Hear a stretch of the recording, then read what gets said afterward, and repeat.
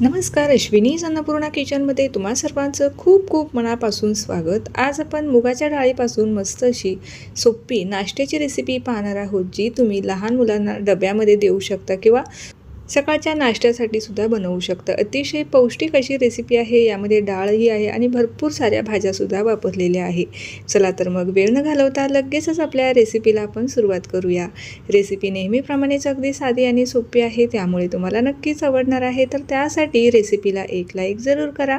रेसिपीला सुरुवात करण्यापूर्वी तुम्हा सर्वांना माझे एक निवेदन आहे, तुम्ही जर माझ्या चॅनलवरती नवीन असाल आणि चॅनल अजून सबस्क्राईब केले नसेल तर नक्की सबस्क्राईब करा। तर सर्वात अगोदर मिक्सिंग बाउलमध्ये घरातल्या कुठल्याही वाटीने किंवा मेजरिंग कपाने एक वाटीभर किंवा एक कपभर आपल्याला मुगाची डाळ घ्यायची आहे। त्यानंतर ही आपल्याला भिजत ठेवायची आहे। त्यापूर्वी आपल्याला 2 ते 3 पाण्याने ही स्वच्छ धुवून घ्यायची आहे। डाळ धुतल्याच्या नंतर भरपूर सारं पाणी टाकायचं आणि अगदी तुम्ही 2 तासासाठी किंवा जर तुम्हाला सकाळच्यासाठी बनवायचं असेल ना, तर रात्रभरासाठी ही डाळ तुम्ही भिजत ठेवू शकता। तर हे पहा, हाताने छान चोळून घेतलेली आहे। भरपूर सारं पाणी टाकून घेऊया आणि ही मी आता 2 तासासाठी डाळ आता भिजण्यासाठी साईडला ठेवून देऊया आणि पुढील तयारी करून घेऊया।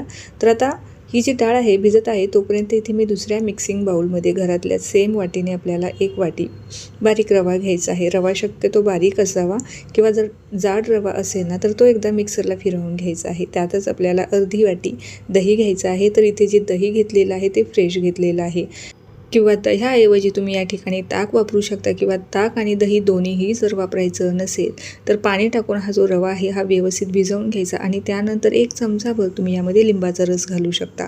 आता यामध्ये मी थोडंसं पाणी टाकलं, साधारणतः पाव वाटीच्या आसपास आपल्याला यामध्ये पाणी घालावं लागणार आहे। जर दही पातळ असेल तर थोडंसं पाणी कमी लागेल आणि ह्या पद्धतीचा आपल्याला हा रवा भिजवून घ्यायचा आहे आणि हा सुद्धा 5 मिनिटं साईडला ठेवून देऊया। आता इथे आपली डाळसुद्धा छान व्यवस्थित अशी भिजली गेलेली आहे, अगदी मऊसूत झालेली आहे। आता ही डाळ पुन्हा एकदा स्वच्छ धुवून घेऊया। त्यानंतर मिक्सरच्या भांड्यामध्ये काढून ह्या डाळीची छान अशी पेस्ट आपल्याला तयार करून घ्यायची आहे। जमेल तितकी बारीक पेस्ट आपल्याला तयार करायची आहे आणि पाण्याचा आपल्याला अगदी कमीत कमी वापर करायचा आहे, कारण डाळ भिजल्यामुळे डाळीमध्ये भरपूर सारं पाणी असतं, त्यामुळे अगदी आवश्यकता लागली तरच ह्यामध्ये पाणी आपल्याला टाकायचं आहे। तर अगदी स्मूथ अशी हे जे डाळ आहे ती मी वाटून घेतलेली आहे। आता यातच आपण जो सुरुवातीला रवा भिजवून घेतलेला होता ना, तो सुद्धा छान असा मऊसूत झालेला आहे। आता तो सुद्धा ह्या डाळीमध्येच पुन्हा एकदा आपल्याला एकजीव करायचा आहे, म्हणजे अगदी छान असं मिश्रण आपलं तयार होणार आहे नाश्त्यासाठीचं। तर आता सर्व रवा यामध्ये मी एकदाच टाकून घेणार आहे आणि थोडंसं अजून पाणी टाकणार आहे। सुरुवातीला मी अगदी पाव वाटीभर पाणी टाकलेलं होतं रवा भिजवण्यासाठी आणि आता सुद्धा अगदी पाव वाटी पाणी टाकून हे जे मिश्रण आहे हे तयार करून घेतलेलं आहे। लगेचच मिक्सिंग बाउलमध्ये आपल्याला काढून घ्यायचं आहे आणि छान असं एक हलकं करून घ्यायचं आहे। 5 मिनिटासाठी याला फेटून घ्यायचं आहे, म्हणजे सर्व जे जिन्नस आहे ना ते छान असे एकजीव होतील। मिक्सरच्याच भांड्यामध्ये अगदी अजून पाव वाटी पाणी टाकून घेतलं आणि ते या मिश्रणामध्ये मी ओतून घेतलेलं आहे। मिश्रण छान असं हलकं करून घेतल्याच्यानंतर ह्या मिश्रणाची कन्सिस्टन्सी तुम्हाला दिसत असेल, अगदी जास्त पातळही ठेवायची नाही आणि जास्त घट्टही नाही, ही अगदी परफेक्ट आहे। ह्याच पद्धतीचं मिश्रण तुम्हीही तयार करून घ्या। अगदी तुम्ही जेव्हा पळीने किंवा चमच्याने ओतून बघाल ना, सरळ रेषेमध्ये हे मिश्रण पडत आहे। एवढंच घट्ट आणि एवढंच पातळ असंच हे मिश्रण आपल्याला बनवून घ्यायचं आहे। आता हे अजूनच पौष्टिक होण्यासाठी यामध्ये मी काही भाज्या वापरणार आहे। त्यामध्ये मी कांदा घेतलेला आहे, कोबी, टोमॅटो, बटाटा, गाजर आणि शिमला मिरची घेतलेली आहे। आता यात तुम्ही तुमच्या आवडीच्या भाज्यासुद्धा वापरू शकता।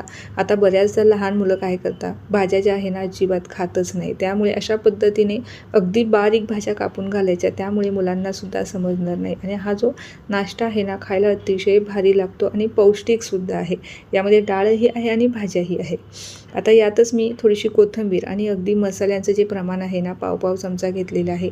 जर लहान मुलांना तुम्ही टिफिनमध्ये देणार असेल ना, ह्या मसाल्यांचं तुम्ही ते स्किप करू शकता किंवा तुम्ही घरच्यासाठी जर बनवत असाल ना, तर मसाल्यांचं प्रमाण आवडीनुसार कमी किंवा जास्त ठेवू शकता। तर आता चवीप्रमाणे मीठही टाकून घेतलेलं आहे आणि 2 चमचा तेल छान कडकडीत गरम करून जिरं, मोहरी, हिरवी मिरची आणि थोडासा हिंग टाकून ही फोडणी आपल्याला या मिश्रणामध्ये घालायची आहे।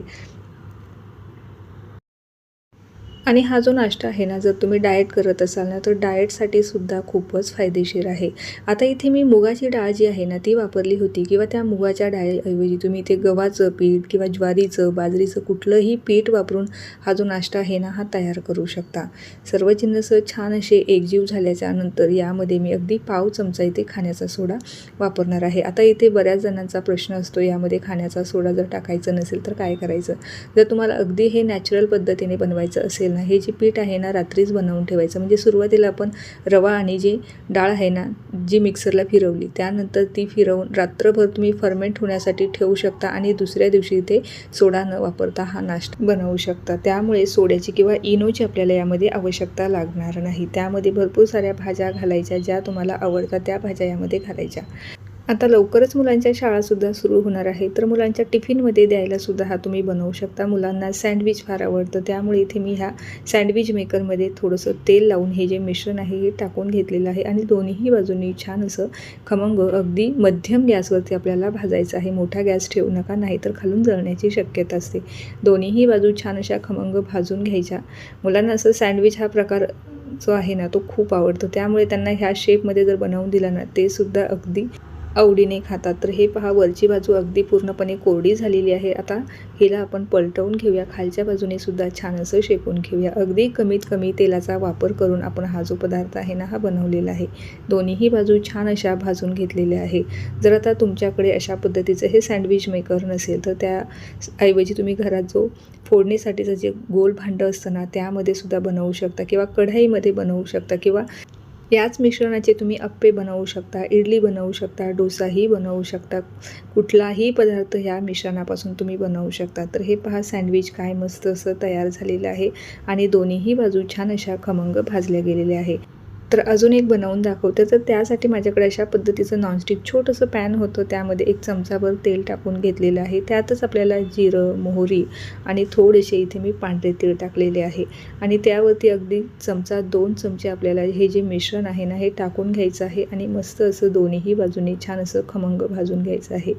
नेहमीचा तोच नाश्ता खाऊन जर तुम्हाला कंटाळा आला असेल ना, तर हा जो नाश्ता आहे ना, सगळ्या नाश्त्यांपेक्षा अतिशय भन्नाट आहे आणि खायला म्हणाल ना, तर पौष्टिकसुद्धा आहे आणि टेस्टीसुद्धा आहे. यासोबत आपल्याला वेगळ्या कुठल्या चटणीचीसुद्धा आवश्यकता लागत नाही, कारण आपण यामध्ये भरपूर साऱ्या भाज्या वापरलेल्या आहेत. त्यामुळे अगदी पोटभरीचासुद्धा आहे. अगदी हा नाश्ता खाऊन तुम्ही दिवसभर जरी राहिला ना, तरीही भूक लागणार नाही, एवढा हा पौष्टिक नाश्ता आहे.